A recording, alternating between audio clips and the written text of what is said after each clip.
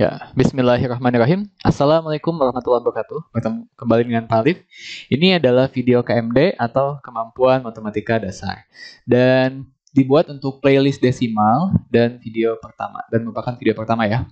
Dalam video kali ini, insya Allah kita akan mengenal desimal, kemudian bagaimana sih mengubah desimal ke pecahan dasarnya, dan mengidentifikasi nilai dari desimal.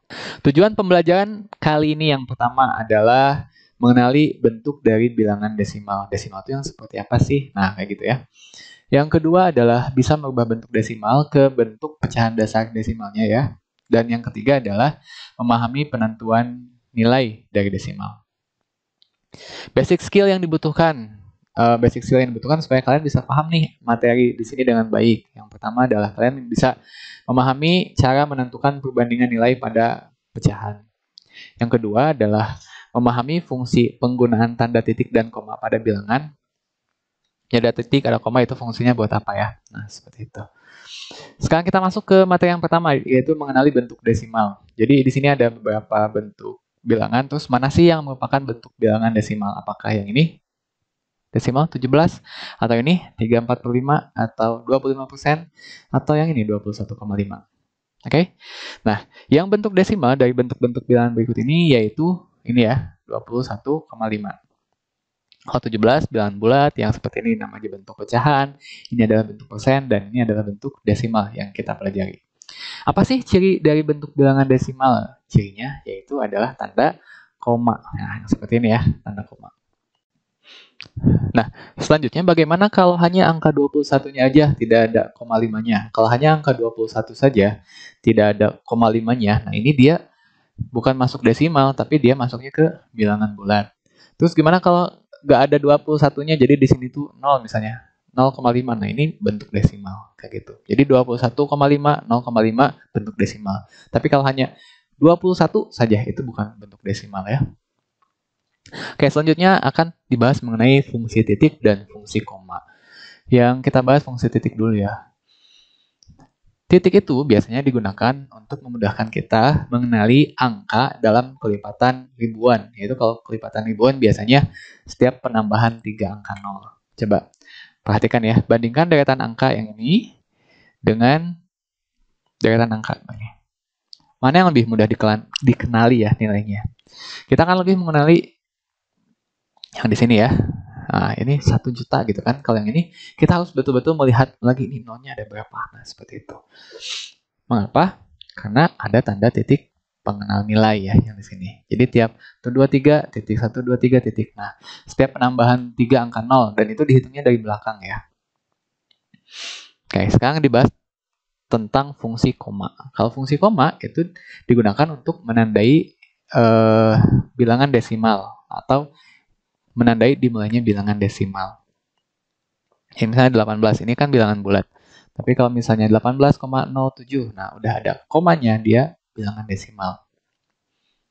Nah, tapi ada yang unik.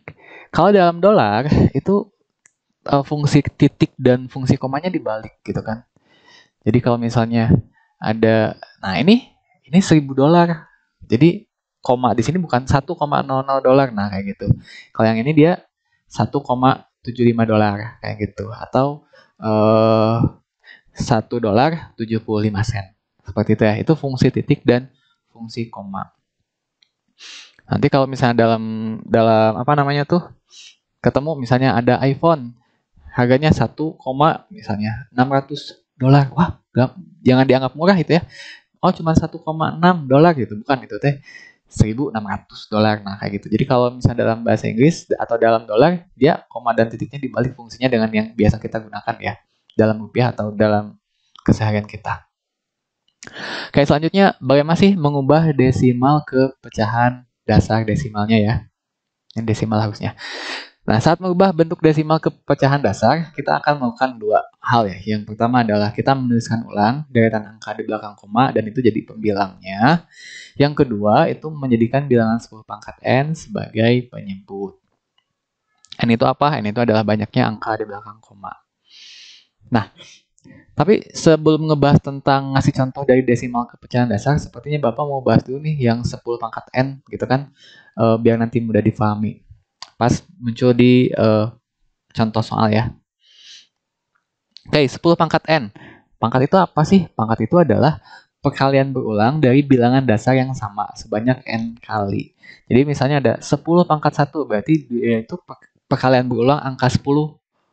Cuman karena pangkatnya 1 ya udah cuman 1 aja 10-nya, yaitu 10. Kalau misalnya 10 pangkat 2, berarti 10 perkalian berulang angka 10 sebanyak 2 kali. Maksudnya kayak gimana 10 2 kali itu? Yaitu 10 dikali 10. Tuh 10-nya ada 2. 10 kali 10, 100. Kalau 10 pangkat 3 berarti perkalian berulang angka 10 sebanyak 3 kali. Jadi 10 kali 10 kali 10. Kayak gitu kan. 10 kali 10, 100. Dikali 10, 1000. Kalau 10 pangkat 4 berarti perkalian 10 sebanyak 4 kali. 10 kali 10 kali 10 kali 10. 10 kali 10, 100 kali 10, 1000 kali 10, 10.000. Nah, kayak gitu. Kalau 10 pangkat 5 berarti 10-nya ada 5 ya. 1, 2, 3, 4, 5 gitu kan.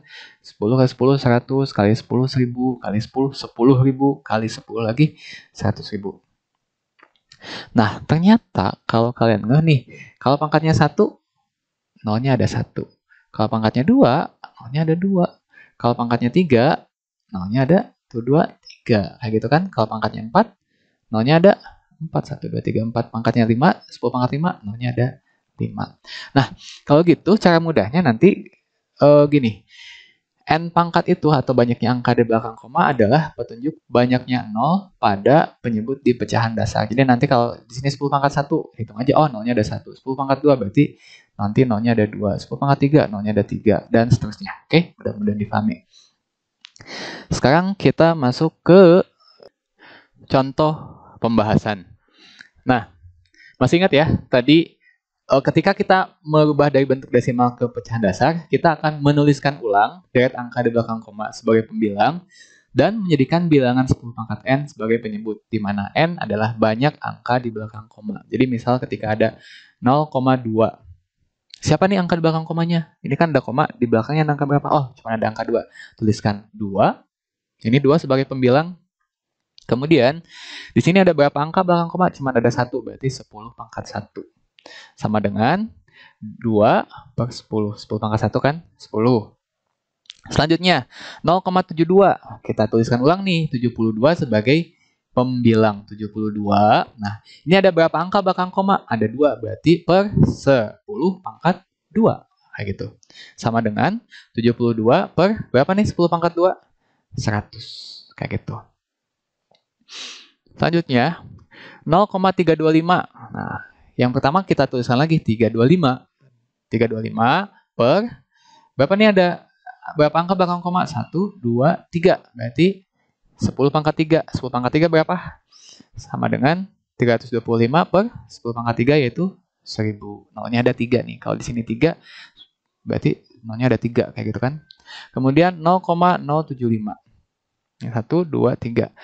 Nah, kita tuliskan ulang. Nah, ketika dituliskan ulang itu, karena yang depannya 0 nggak usah dituliskan, jadi nggak usah dituliskan 075. Cukup aja kita hitung, ambil aja nih yang ininya 75. Kayak gitu. Nah, tapi pas penentuan yang perlu di bawahnya, misalnya harus per berapa nih? Dihitungnya 3 angka, 1, 2, 3. Jadi 10 pangkat 3. Kalau hanya penulisan di atas mah boleh cuma ditulis 2, tapi ketika penentuan ini per berapa, apakah 10 pangkat 2 atau 10 pangkat 3, semuanya dihitung. Jadi kalau di sini ada 3 angka di belakang koma, 1, 2, 3 ya, di sini ditulisnya 10 pangkat 3. Oke. Terus sama dengan berapa nih? Berarti sama dengan 75 per 10 pangkat 3, 1000. Oke, mudah-mudahan difahami. Sekarang, bagaimana kalau desimalnya punya bilangan bulat? Nah, contoh misalnya gini. Kalau 0,8 mah kan berarti 8 per dia 10 pangkat 1 kan berarti 10. Tapi kalau misalnya ada gini 3,8 berarti ketika diubah adalah 3. Nah, ini kan bilangan bulat. Jadi tuliskan lagi sebagai bilangan bulat. Baru deh pecahannya. Ini yang pecahannya dari desimal di sini kan 8 per 10. Kayak gitu. Contoh lagi 0,26. Kita tuliskan ulang 26 per 10 pangkat 2. Kalau 10 pangkat 2, ini kan nolnya ada 2, ada 2 angka belakang koma berarti per 100. Jadi kalau di sini ada 2 angka di belakang koma, nolnya 2 atau 100. Kalau 3 angka berarti nolnya ada 3 atau 1000. Kayak gitu ya. Lanjut lagi. Ketika misalnya ada 4,26, kita tuliskan 4. Kemudian ini yang bilangan desimalnya kita tuliskan sebagai pembilang 26 per, kan ini 2 angka belakang koma berarti nolnya 2 atau 100. Lanjut 0,0275. Nah, berarti kita tuliskan langsung aja 275 per, nah, berapa nih? 1, 2, 3, 4. Berarti nanti nolnya harus ada 4. Kalau nolnya ada 4 itu 10.000. 1, 2, 3, 4. Kayak gitu ya. Terus kalau dalam bentuk misalnya ada bilangan bulatnya nih 5,0275, berarti kita tuliskan seperti biasa, bilangan bulatnya dulu 5, kemudian 275 per 10.000. Kayak gitu ya. Oke, mudah-mudahan difahami bagaimana cara mengubah dari bentuk pecahan ke dari bentuk desimal ke bentuk pecahan dasar ya. Kenapa sih disebut pecahan dasar? Karena gini, kalau nanti 8 per 10 ini bisa disederhanakan loh, jadi 3/4/5. Oke, cara penyederhanaan pecahan nanti dibahas di bab materi pecahan ya. Nanti kalau misalnya sudah buat, kalian bisa cek juga di link deskripsi ada nggak tentang materi pecahan ya. Selanjutnya kita masuk ke memahami nilai desimal. Oke, bandingkan. Mana sih yang lebih besar kalau ada 3 dan 17? Besar mana nih? 3 sama 17? Besar 17. Oke.